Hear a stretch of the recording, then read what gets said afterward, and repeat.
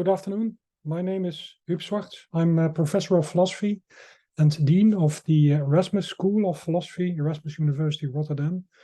And I have the honor of coordinating a European project, IANUS, devoted to inspiring and anchoring trust in science. I have participated in ENRIO conferences in the past. Unfortunately, this week is the opening of the academic year at our university, a very busy week. So I would have loved to join the conference in Paris, great city. But unfortunately, I have to present my project online. But still, I'm very grateful for the opportunity to do so. Let me share my screen because I prepared some slides. Let me see if I'm pushing the right button. Yes, I think so. So I'm introducing the IANUS project funded by the European Commission on inspiring and anchoring trust in science. I already mentioned that. This project was developed against a backdrop of public debate about science. The trustworthiness of science is contested. It's not a given. It doesn't go without. It's not self-evident. Let me call it like that. And some of these cartoons convey that awareness, that experience. Research is fake, etc. Science is real. Conflicting views about science, and that also is an issue in the Netherlands, as is shown in some of the other pictures on this slide. So it's a real issue, it's a real challenge, and that's why we have taken up this challenge, of course. Well, we have defined in our project a number of core objectives. First of all, well, we believe that no one should trust science, let's say, as something which should be self-evident or something like that. No, quite the contrary. Skepticism, criticism is part of science, and citizens, societal stakeholders, should be critical, should be skeptical of science. And what we would like to do in our project is to help societal stakeholders or enable societal stakeholders to distinguish a valid from unsubstantiated, healthy from trust in science, healthy from unfounded distrust in science. Why do we sometimes trust science for good reasons, and why do we sometimes challenge science? That's a very important discussion. And we also want to enable societal stakeholders to deal with the uncertainties, the incompleteness, the epistemic pluralism inherent in scientific knowledge. But we look in two directions. That's why we use the IANUS logo. We also look at science, at scientists. How can researchers strengthen trust in science? We believe that this requires a radical methodological transformation. Open up research.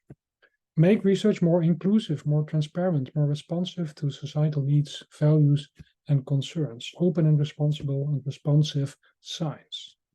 And enable researchers to conduct relevant, engaged, and value-driven research. So bringing science and society closer together.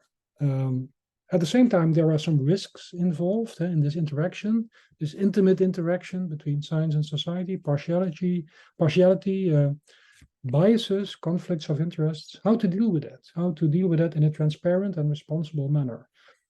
That's a very important question for our project. We want to analyze what is involved in trust, looking in both directions. We want to assess the current status of trust in science, but we are not purely academics. We also want to develop practical and feasible pathways for restoring and maintaining trust in science. So we have already surveyed the literature. That work package has been completed more or less. We have developed a conceptual framework to distinguish warranted from unfounded trust. We have mapped results of previous projects, and a number of lessons have been learned already in the context of previous efforts. For example, the relationship between research misconduct and trust.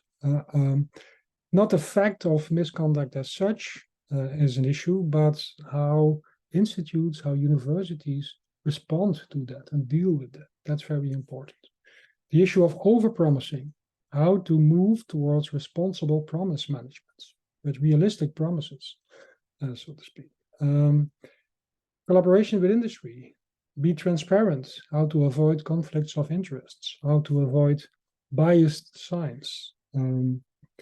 But a very important aspect of our project is the shift, as I call it on this slide, from individualization, focusing on the individual researcher, although that is important in itself, towards institutional responsibilities. What can we as a university, as a school, as a research institute do to foster a climate of responsible research? Because that will strengthen trust in science. That's what we believe. An attitude of epistemic humility rather than overpromising.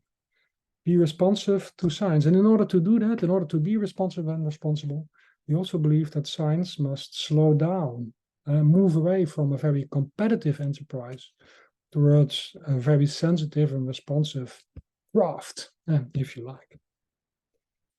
So trust in science for us is not a given. Skepticism is an integral part of the scientific method, already mentioned that. The crisis of trust in science, if you like, is emerging against a backdrop of societal developments, polarization, the emergence of disruptive technologies, and, well, science is in many ways involved in that, of course. Growing inequalities, and of course the role of social media, new forms of information and communication. And in order to restore trust in science, we have to deal with all those developments and think about the involvement of science itself in those developments. And in order to restore trust, we believe that we have to move towards a slow and open, transparent, responsive, interactive form of research, inclusive, sensitive to societal expectations, values, and concerns. Both in terms of diagnostics and in terms of therapy,